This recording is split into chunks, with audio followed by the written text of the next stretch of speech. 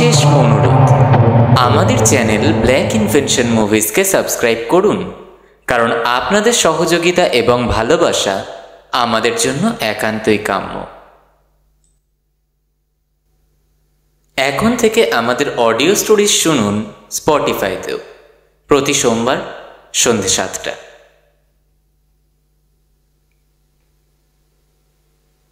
এই কাহিনীর চরিত্র এবং কাহিনীর বিষয়বস্তু সম্পূর্ণই কাল্পনিক। এই কাহিনীর সাথে বাস্তবের কোনো মিল নেই।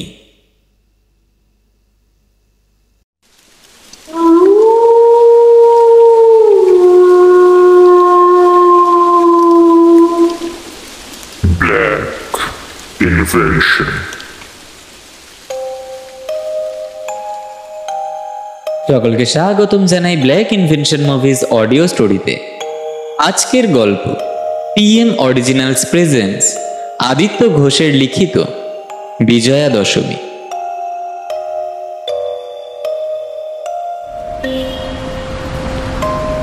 রাজা দীনেন্দ্রনাথ স্ট্রিটের পুরনো আমলের 3তলা বাড়ির সামনে এসে দাঁড়ালো উবের।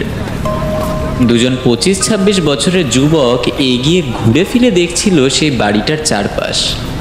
নিজেদের মধ্যে কি যেন আলোচনায় ব্যস্তও ছিল। রাজা দীনেন্দ্রনাথ স্ট্রিটকে কলকাতার বুকে সবাই RD স্ট্রিট বলেই চেনে। শ্যামবাজারের বিখ্যাত গোলাবাড়ির রেস্তোরাঁর বিপরীত দিকের বেশ প্রশস্ত রাস্তাটাই RD স্ট্রিট, যা আবার বিখ্যাত দেশবন্ধু পার্কেও আকর্ষিত করে। সত্যি এই শ্যামবাজারে এখনও কত পুরনো সাবেকিয়ানার ছোঁয়া রয়ে গেছে, ঠিক যেরকম এই বাড়িটার। এই অরূপ, রাজাকে ফোন করে বলে দিস আমরা চলে এসেছি। ঘরদুয়ারটা যেন পরিষ্কার করে দেয়, দেখেছিস কি নোংরা হয়ে রয়েছে। হবে না, কত মাস হলো বলতো? তাও মাস 7 দেবা, উনি কবে আসবেন জানিস? কার কথা বলছিস? বাবা? আবার কে? এসেই শুরু হয়ে যাবে হাজার এক ফ্রিস্তি। সত্যি বাবা, আর পারা যায় না। দুই ভাই আলোচনা করছিল এই বাড়ির মালিকের, অর্থাৎ ব্রজকিশোর চাটুর্যের। বেশ রাশভারী লোক, বহু বছর সরকারি চাকরি করার পর এখন রিটায়ার্ড পারসন। দেশের বাড়ি বাঁকুড়া। যখন কলকাতায় চাকরি করত তখন এই বাড়িটি উনি মাত্র 50 টাকায় কেনেন। প্রতি বছর দুর্গাপূজাতে এই বাড়িতে আসেন, আর বিজয়া দশমীতে আবারও নিজের দেশের বাড়ি বাঁকুড়াতে ফিরে যান। এবারেও তাই। ওরকম বলে না ছোট, উনি গুরুজন ব্যক্তি, আর যতই হোক আমাদের বাবা। এই শোন, সব মানলাম, কিন্তু ওই এখন এসব না, যা লাগেজগুলো ঘরে রাখ। আর ফোন করেছিস রাজাকে? আমি যে বললাম তোকে। ওরা প্রতি বছর দুর্গাপুজোর বেশ কয়েকটা দিন আগেই এই বাড়িতে চলে আসে। কলকাতার পুজো বলে কথা, মহালয়ার সুরে বিমলদার চায়ের ভাড়ে চুমুক দিতে দিতেই ইমেজটাই আলাদা হয়ে যায় মহালয়ার সকালে। আগে যখন আসতো তাও বেশ কয়েক বছর আগে, তখন খুবই মজা হতো। এসেই চলে যেত মা বাবার সাথে পুজোর লম্বা কেনাকাটায়। তারা পুজো ঠাকুর দেখা, খাওয়া দাওয়া, দারুণ মজা। কিন্তু এখন মায়ের ছবিতে মালা পরানো হয় বিজয়া দশমীর দিন। এইসব ভাবতে ভাবতেই নিচের সদর দরজায় জোরে কড়া নাড়ার আওয়াজ আসে। ভাই, এ ভাই দেখ তো, মনে হয় রাজাদা এসেছে। দেখছি, দাঁড়া। হঠাৎই কিরকম থমথমে হয়ে ওঠে পরিবেশটা। দেবা তার ছোট ভাইকে জিজ্ঞাসা করতেই থাকে যে কে এসেছে। বারংবার জিজ্ঞাসা করায় কোনো উত্তর না পাওয়ায় সেই তড়িঘড়িতে নিচের সাথে কথা বলতে বলতে নিচে নেমে আসে। এবং তারপরই, এতবার ধরে বলছি কে এসেছে দেখ, বল, তা না সেই আমাকেই। এসে দেখে অরূপ চুপ করে দাঁড়িয়ে। সদর দরজার সামনে ব্রজকিশোর, অর্থাৎ তাদের বাবা। ঝুট করে দেওয়া এই ফাঁকে প্রণাম সেরে নেয়। ওকে দেখা দেখি অরূপও। থাক থাক, বড় হও, মানুষের মতো মানুষ হও। যদিও জানি না কি হবে তোমরা। তা ঘর পরিষ্কারের লোক কি বলা হয়েছে? ব্যাস শুরু হয়ে গেল এবার। দাদাকে দেখো, 300 হয়ে গেছে, পারি না আর। আসুন বাবা, ওখানে দাঁড়িয়ে কেন, ভেতরে আসুন। রাস্তায় কোনো অসুবিধা হয়নি তো? অসুবিধা যত না রাস্তায়, তার থেকে তো মনে হচ্ছে এইখানে। তা এখনো ঘরদোরও পরিষ্কার হয়নি দেখছি। তা ভাইকে একটু শেখাও এসব। দেখি সরো। বরাবরই উনি অর্থাৎ ব্রজকিশোর এরকম স্বভাবেরই, খুব একগুঁয়ে, খুঁতখুঁতে। ওদেরকে সরে যেতে বলে নিজের লাগেজ নিয়ে গটগট করে চলে গেলেন দোতলায় নিজের ঘরে। ইতিমধ্যে রাজা এসে ঘরদোরও পরিষ্কার করা শুরু করে দেয়। ওদিকে দুই ভাই বাইরে বেরোয় খাবার অর্ডার দিতে। বাড়ি থেকে বেরোতেই বাঁদিকে দেশবন্ধু পার্ক আর ডান দিকে গোলাবাড়ি। ওরা দুজনে দুটো সিগারেট কিনে বেশ সুখের টান দিতে দিতে গোলাবাড়িতে অর্ডার দিয়ে আসে। তোমাদের স্নান হয়েছে নাকি এখনো? না না, ঘরদোর গুছিয়ে যাব, খাবারের অর্ডারটা দিতে গেছিলাম তো। বলছিলাম বাবা, আমার কলেজের এক্সামের ফিসটা। এক্সাম? সেইটা আবার ফেল করবে? ধ্বংস করে দিলে এমনিতেই সব। দেখো, একবার তাকিয়ে দেখো তো তোমার দাদাকে। তুমি একটা আহাম্মক। বাবা, এবারে দেখবেন ও ঠিক পাস করবে। চুপ করো। আজ কত বছর হলো বিজয়া আমাদের ছেড়ে চলে গেছে, আর একটা কুলাঙ্গারকে রেখে গেছে আমার ঘাড়ে। দেখো, একদিনকে ওই আমার মৃত্যুর কারণ হবে।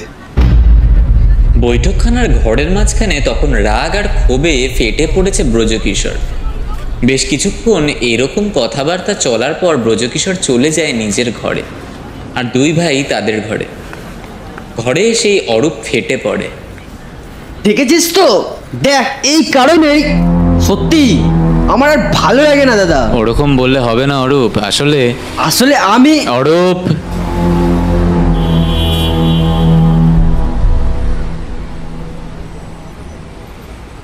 আসলে ব্রজকিশোর বাবু এইরকমই। বরাবরই উনি ছোট ছেলেকে একটু অবজ্ঞার নজরে রাখেন। ছোট থেকেই অরূপের বায়না নিয়ে হতো অশান্তি, আর বড়জন পেত সবই। আগে অরূপ এরকম মান অভিমানের সময় দৌড়ে যেত মায়ের কোলে। এখন তো সেই কোলটাও নেই। আছে শুধু তেতলার চিলেকোঠা, ঘর, আয়না, হয়তো ছাদ। সেদিনকেও অরূপ, এই অরূপ, আরে আরে তুই তেতলার ছাদে? দেখ, এদিকে আমি হন্তদন্ত হয়ে খুঁজে বেড়াচ্ছি। চল নিচে চল, খাবার টেবিলে বাবা বসে আছে, তোকে ডাকছেন। ব্রজকিশোর বাবু মানুষ যেরকমই হোক না কেন, এমনিতে বেশ শখের। বাড়িটা বেশ দারুণ। কলকাতার বুকে 3 তলা বাড়ি। তেতলার চিলে কোঠাটা পুরোটাই কাঠের, তাতে আবার বিশাল ফ্রিজ, ডিভান, লম্বা লম্বা কাচের আর কাঠের পাল্লা লাগানো জানলাগুলো মানিয়েছে এই কাঠের তৈরি ঘরের সাথে। ঘোরানো সিঁড়ি দিয়ে নামতেই দোতলা, যেখানে একদিকে ব্রজকিশোর বাবুর ঘর, অন্যদিকে দেবাঞ্জন ও অরূপের। তার পাশে আরও একটি ঘর, সেটা শুধুমাত্র অতিথিদের জন্য। নিচের তলায় বেশ বড় বড় চেয়ার ও সোফা দিয়ে সাজানো বৈঠকখানা। তারপরে ভেতরের দিকে খাবারের ঘর। বাইরে বেশ বড় গোল দালান, রঙিন নকশা করা। আগে বারোয়ারি পুজো হতো, এখন এইসবই বন্ধ। বাবা ডাকছে শুনে অরূপ নিচে নেমে আসে। তা কোথায় যাওয়া হয়েছিল শুনি? আর এত রাগই বা কিসের? সত্যিটা সামনে চলে এলে রাগ হয়, তাই তো? খেতে বসো। তা তোমার কলেজের ফিস কত বলে দিও। যেদিন কলেজ যাবে নিয়ে যেও। আর একটা কথা, এটাই কিন্তু লাস্ট। অরূপ বুঝতেই পারছিল এত সুন্দর ম্যানেজ করা কাজটা একমাত্র তার দাদাই করতে পারবে। সে কোনো কথা না বাড়িয়ে খেয়ে উঠে পড়ে। এদিকে ব্রজকিশোর দাদাকে অর্থাৎ বড় ছেলে দেবাঞ্জনকে আলাদা করে ডাকে। আর দেবা, খাওয়া হয়ে গেলে আমার ঘরে এসে একটু কিছু জরুরি কথা আছে তোমার সাথে আমার। দেবা চুপ করে শুধু মাথা নেড়ে সম্মতি দিয়ে উঠছি বলে খাবার টেবিল ছাড়ে। বারান্দায় দাঁড়িয়ে কি যেন ভাবতে থাকে। সেই সময় অরূপ বলে ওঠে, এই দাদা, কিছু হয়েছে নাকি রে? তোকে ডাকলো। ছোট ভাইয়ের 2-3 বার ডাকেও সাড়া যায় না দেবার কানে। অরূপ বুঝতে পারছিল যে কোনো গুরুগম্ভীর ব্যাপারে চিন্তায় সে মগ্ন। কি রে এই দাদা? হ্যাঁ হ্যাঁ বল, কিছু বলছিলি তুই? কি হয়েছে তোর? আমি তো কিছু বলিনি। ওদের নিজেদের মধ্যে কৌতূহল আর সন্দেহমূলক আলোচনা হওয়ার পর দেবা কোনো উত্তর না দিয়েই চলে যায় ব্রজকিশোরবাবুর ঘরে। দরজার সামনে দাঁড়িয়ে আওয়াজ দেয় ঘরে ঢোকার অনুমতির জন্য। ঠিক তখনই, ও তুমি এসেছো, এসো ভেতরে এসো, দরজাটা বন্ধ করে দিও। বেশ অনেকক্ষণ ধরেই চলে বাবা আর ছেলের কথাবার্তা। ব্রজবাবুর ঘরটা বেশ সুন্দর গোছানো, মস্ত বড় সোনালি রঙের ফ্রেম দিয়ে নকশা করা বাঁধানো ছবি ওনার স্ত্রী বিজয়ার। ঘরটা বেশ সুগন্ধ মাখানো, নীলচে রঙের আলোর মধ্যে কালো ছায়া হয়ে বসে আছে বাবা ছেলে। ওদিকে অরূপ খুব কৌতূহল নিয়ে শুধু পায়চারি করেই চলেছে ক্রমাগত। হঠাৎ সিঁড়িতে পায়ের আওয়াজ পায় অরূপ। দেবা এসে দরজা ঠেলে ঘরে ঢোকে। এ ভাই শোন না, বাবা তোর কলেজের এক্সামের ফিসটা আমাকে দিয়ে দিয়েছে। আর হ্যাঁ, উনি বলেছেন যে কি বলেছেন? যাও ওই আম্মুকটাকে টাকা দিয়ে দাও, তাই না? বাবার কথা বলার মতো সে মিমিক্রি করে বলতে থাকে। হাসতে হাসতে হঠাৎ কেঁদে ফেলে অরূপ। ভাঙা বৃষ্টির মতো হৃদয় ভাঙা কষ্টে ফেটে পড়ে কান্নায়। অরূপকে সামলাতে থাকে দেবা। এ ভাই, অরূপ চুপ কর অরূপ, প্লিজ এরকম করিস না, কেউ না বুঝুক, আমি তো আছি। অনেক জোরালো ভরসার কথা, আমি তো আছি। এই কথা শোনার পর অরূপ দেবাকে বলে ওঠে, দাদা বলতো আমার কি দোষ? বাবা কেন এরকম করেন বলেন? আমি কি সত্যি মায়ের মৃত্যুর চুপ জন্য? কর চুপ কর, আর একটাও কথা যেন না হয়, ঠিক আছে? সেদিন ষষ্ঠী, যেদিন এত গম্ভীর আলোচনাতে ওরা দুই ভাই ডুবেছিল। দেখতে দেখতে দুর্গাপূজার একটা দিন কেটে যায়। ওরা নতুনভাবে অনেক কিছু ভাবতে শুরু করে, কিন্তু আরডি স্ট্রিটে ব্রজধামে এক অদ্ভুত নিস্তব্ধতা ঘিরে থাকে।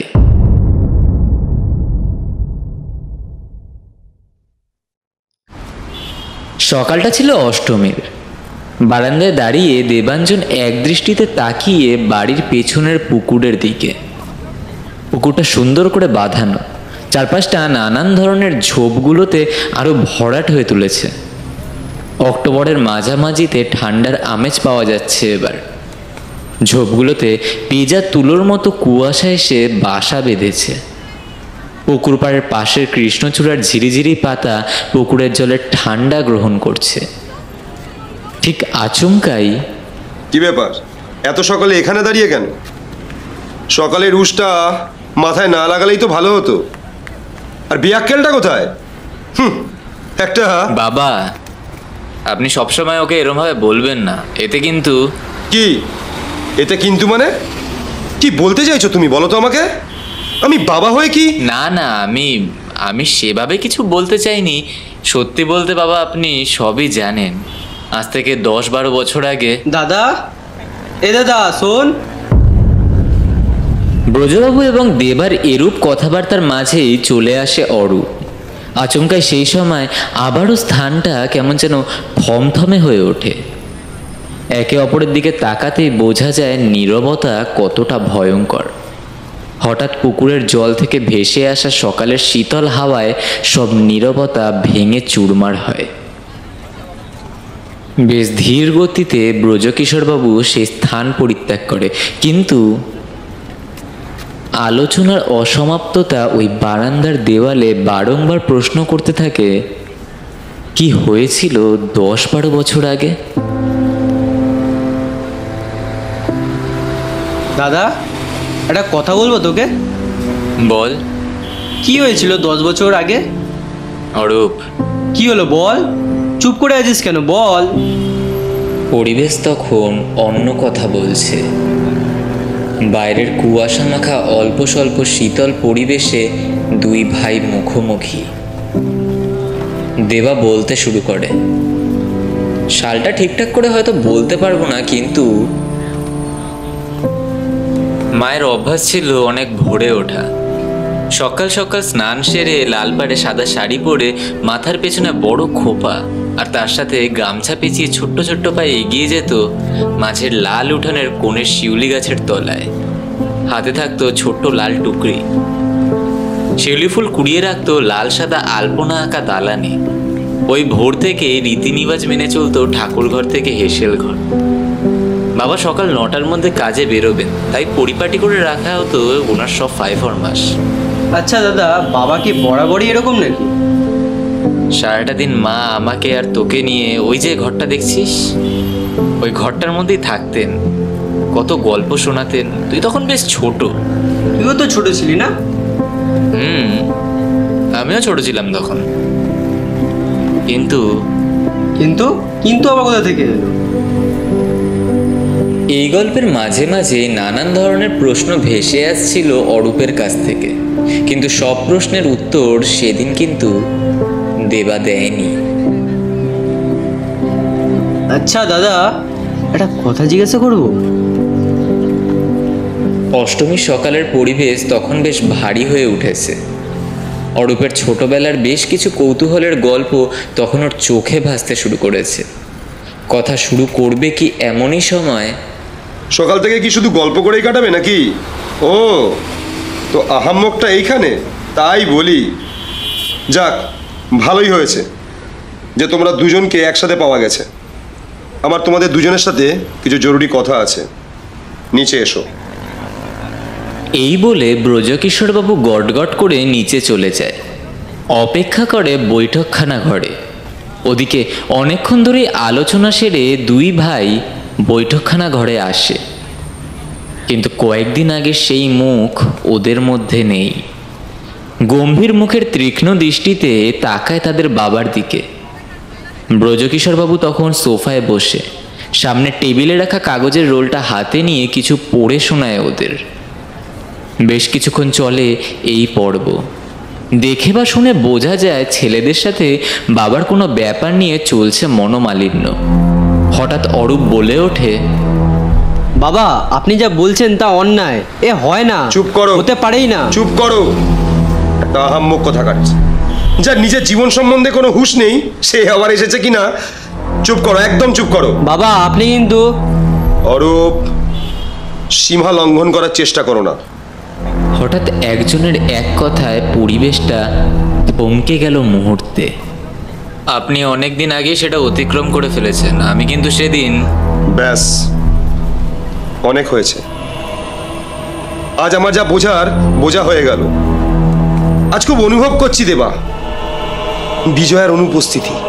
ও থাকলে হয়তো।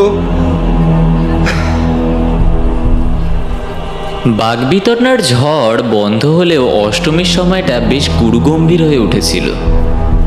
ব্রজবাবু নিজের ঘরে চলে যান বেশ বিধ্বস্ত অবস্থায়। নিঃশব্দে দরজা বন্ধ করার আগে বলে যান, আমাকে কেউ বিরক্ত করো না।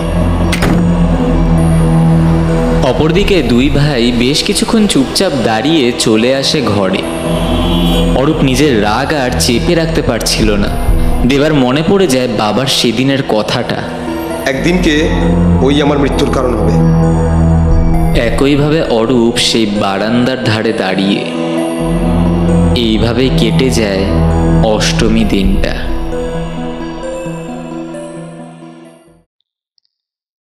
নবমীর সকাল। খুব ভোরেই ঘুম ভাঙে অরূপের। আস্তে আস্তে নামে সিঁড়ি দিয়ে, এগিয়ে যায় বৈঠকখানা ঘরে। তখনও আকাশের রং লালচে হয়ে আসেনি, কিন্তু মনে তখনও রাগের লালচে ভাব জমে আছে। নানান রকম চিন্তা ভাবনা আসে অরূপের মাথায়। আচমকাই চমকে ওঠে পিঠে হাতের ছোঁয়ায়। কিরে, এখানে এত ভোরে দাঁড়িয়েছিস কেন? না, কিছু না, ওই আর কি ঘুম আসছিল না। তা তুই কখন উঠলি? আমি তো ঘুমাইনি। শোন, তোর সাথে আমার কিছু জরুরি কথা আছে। এই কথা বলে তারা সেই স্থান থেকে চলে আসে ঘরে। অনেকক্ষণ ধরে নানান ধরনের আলোচনায় ব্যস্ত থাকে তারা। বন্ধ দরজার পেছনে চলে অনেক কথা। নবমী মানেই পুজোর শেষের পথে। মনে পড়ে যায় অনেক কথা, সেই সময়কার যখন মা বেঁচে। এখনো উঠোনে যেন মায়ের হাঁটার আওয়াজ অনুভব করে দেবা। ছোটবেলায় স্নান করিয়ে নতুন জামা পরিয়ে নেড়ে চেড়ে দেখতো ছোট্ট দেবাকে। থুতনি ধরে চুল আঁচড়ে সম্পূর্ণ সাজাতো তার মা। কখন যে দেবার চিবুক বেয়ে জল নেমে আসে তা সে বোঝে না। অনেক দিনের কষ্ট, পারছিল না চেপে রাখতে, আবার পারছিল না প্রকাশও করতে, শুধু সহ্য আর সহ্য। কিন্তু আর না, এবার এরূপ ভাবতে ভাবতেই কি রে তুই এইখানে? কোনোদিনও তো এখানে দেখিনি তোকে। আর এদিক ওদিক খুঁজছিলাম, ভাবতেই পারিনি তুই। অনেক কিছুই হয় যা ভাবনার বাইরে। বাবা কোথায় রে? জানি না, মনে হয় ঘরেই আছে। কেন? যাই, ওনার সাথে কিছু আলোচনা ও বোঝাপড়া আছে আমার আজ। মানে? আজকের দেবাকে যেন সম্পূর্ণই আলাদা দেখাচ্ছিল। কত ক্ষোভ, অসন্তোষ যেন ঝলসে উঠেছে তার চোখে মুখে। আচমকাই উঠে পড়ে, ছিটকে বেরিয়ে যায় চিলেকোঠার ঘর থেকে, নেমে আসে নিচে। বাবার দরজার সামনে এসে আলতো করে দরজা ঠেলতেই দেখে উনি শুয়ে তখন। সারা ঘর নীলচে আলোতে ভরা। আস্তে করে এগিয়ে যায় বাবার দিকে। আচমকাই ব্রজকিশোরবাবু বসে পড়ে, তাকায় দেবার দিকে এবং বলে ওঠেন, কি ব্যাপার, তুমি কিছু বলবে নাকি? তা এইখানে এইভাবে দাঁড়িয়ে? কিছু বলার আছে, আর আপনাকে কিছু দেওয়ারও আছে। বলো, কি বলবে বলো। হ্যাঁ, আমার আর কি শোনাই বা বাকি আছে? শেষমেশ তুমিও।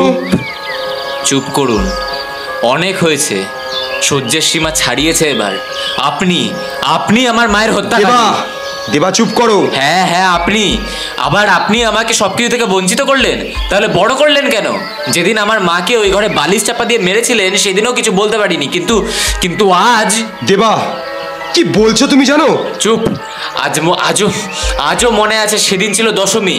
সকাল থেকে মায়ের সাথে অশান্তি বাড়তে বাড়তে চূড়ান্ত জায়গায় গিয়ে পৌঁছায়।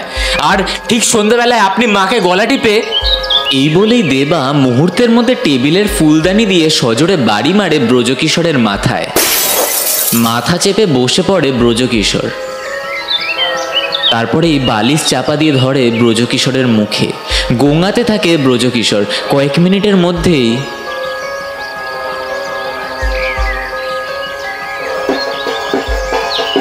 সব শেষ। বেশ কয়েক মিনিট ওখানেই দাঁড়িয়ে থাকে দেবা। এই বছর নবমী আর দশমী একই দিনে। বিজয়া দশমী শুরু হয়েছে কি দেবা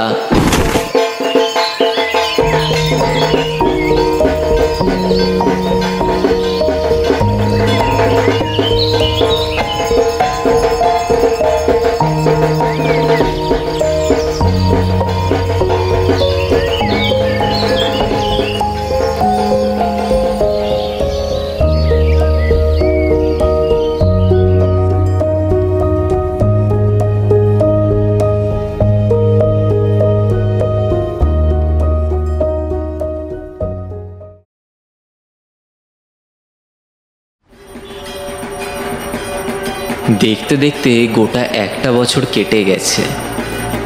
আগের বছর পুজোর সময় অর্থাৎ বিসর্জনের দিনই অরূপ নিজের দাদা আর বাবাকে হারিয়েছিল।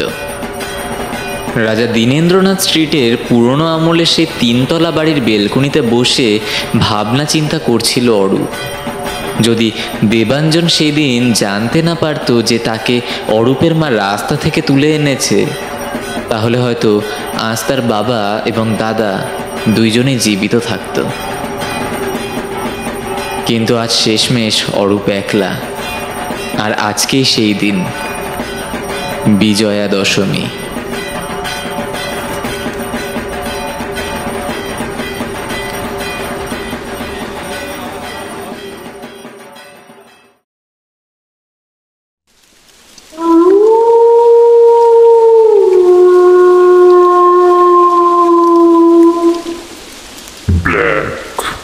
Invention.